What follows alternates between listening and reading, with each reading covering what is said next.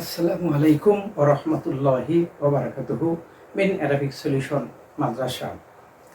আজকে আমাদের আয়োজন ফারাইজ। ফারাইজের মধ্যে থেকে স্ত্রী, কন্যা ৩ এবং বোন। মৃত হাবিব নামে একজন পুরুষ, সে মারা গিয়েছে। তার একজন স্ত্রী আছে, ২-৩ কন্যা আছে এবং একজন বোন রয়েছে। সেক্ষেত্রে আমরা মাসলা কি নিতে পারি? স্ত্রী কতটুকু অংশ পায়? মৃত ব্যক্তির সন্তানাদি থাকাকালীন সময়ে স্ত্রী মোট সম্পদের 1/8 অংশ পায়। জি, 1/8 যোগ এখানে কন্যা যদি 2 বা ততোধিক হয়, 2 জন অথবা তার অধিক হয়, তাহলে সেক্ষেত্রে কন্যার অংশ পায় 2/3। জি, 2/3। আর এখানে বোনরা কোনো অংশ, নির্দিষ্ট বোনদের কোনো অংশ এখানে নেই।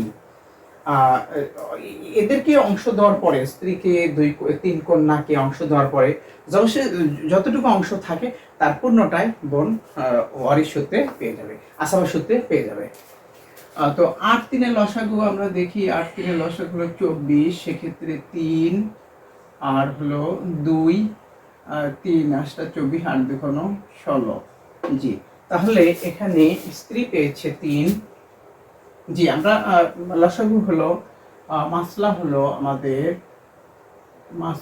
24। জি, 24 এর 3 আর 3 কন্যা পেয়েছে কত? 16। 3 কন্যা 16 আর বোন। জি, বোন তাহলে 16 আর 3 19। 24 এর মধ্যে থেকে এরা 2 জন 19 নিয়ে নিল। অবশিষ্ট অংশ কত থাকে? অবশিষ্ট অংশ থাকে 5। জি, এই 5 এই বোন পেয়ে যাবে। অর্থাৎ মূল সম্পদকে আমাদের 24 ভাগে আমরা বিভক্ত করব, ভাগ করব। 24 ভাগে আমরা ভাগ করব। তো ভাগ করার পরে স্ত্রী পাবে 3, কন্যা 16 এবং বোন হলো 5। তো ধন্যবাদ, আমরা এই মশলাটি করে দিলাম। এখন আমরা এই বোনের সাথে, বোনের সাথে যদি ভাই যদি থাকে, বোন তারপরে এখানে আমি বোনের সাথে ভাইও যদি থাকে, ভাই, সেক্ষেত্রে আমাদের মাসলা কত হয়? সেক্ষেত্রেও আমাদের মাসলা আসলে যেহেতু বোনের কোনো অংশ নেই, ভাইয়েরও কোনো নির্দিষ্ট কোনো অংশ নেই, আসাবা সূত্রে এরা পরবর্তীতে অংশ পাবে। জি, তাহলে মাসলা আমাদের এখানে থাকলো হলো জি, এইটি হবে। এখানে 3 পাবে স্ত্রী আর কন্যা পাবে হলো 16। আর এক্ষেত্রে কত বাকি থাকে? 16 আর 3 19, আসলে 5 বাকি থাকে। এই 5টাকে আমরা কিভাবে ভাগ করব? 5টাকে আমরা এমনভাবে ভাগ করব যে ভাগ করার কারণে ভাই যতটুকু পাবে, বোন তার অর্ধেক পাবে। কিন্তু 5কে আসলে সেভাবে ভাগ করা যাচ্ছে কি? আমরা ধরুন ভাই 2 এবং বোন 1, সেক্ষেত্রে 3 দিয়ে আমরা যদি 5কে ভাগ করি, আমরা কিন্তু ভাগ করতে পারছি না এবং সেটা ভগ্নাংশে পরিণত হচ্ছে। আমরা ভগ্নাংশ করব না। ভগ্নাংশ না করে কিভাবে আমরা করব? যে ভাই 2 এবং বোন 1, এই 2 আর 1-এ 3 দিয়ে আমরা মূল মাসলাকে গুণ করব। জি, তাহলে 3 24 কত হয়? 72। 3 24 72 হয়। এখন এই 72-এর 1/8 কত? আমরা স্ত্রীকে দিয়ে দিচ্ছি। 72-এর 1/8, তাহলে 8 লং 72, তাহলে হচ্ছে কত? 9। তাহলে স্ত্রী পাচ্ছে এখন 9। জি, আর অবশিষ্ট অংশ, জি, 72-এর 2/3 কত? এখন 72-এর 2/3, তাহলে 3 2 6, 3 4 12, অর্থাৎ 3 24 72। জি, তাহলে 24 2 কত? 24 2 48। জি, এখানে 48 পাচ্ছে হলো কন্যারা। অবশিষ্ট এখন 48 আর হলো কত? 9।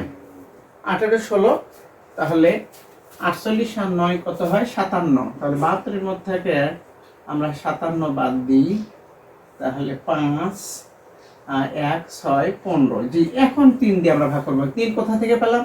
এই যে ভাই 2 অংশ পায়, বোন 1 অংশ পায়।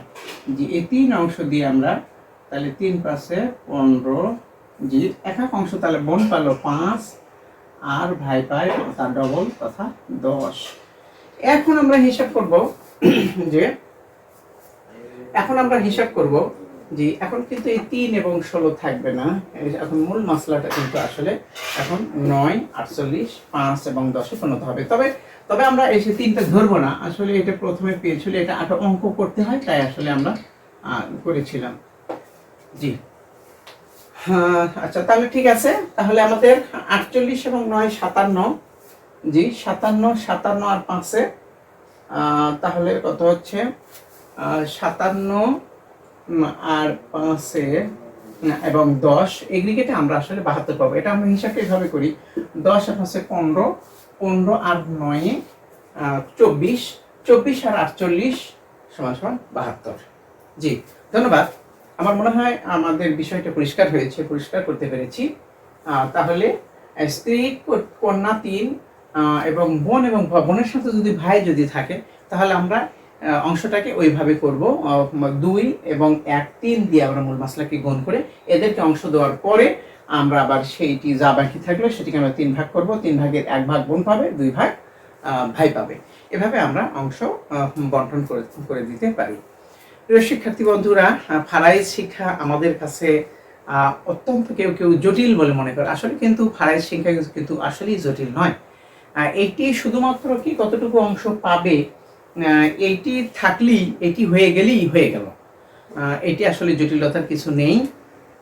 যাদের পরিবারের সাথে এই মাসলাটি মিলে যাবে তারা এখান থেকে ফায়দা লাভ করতে পারবেন।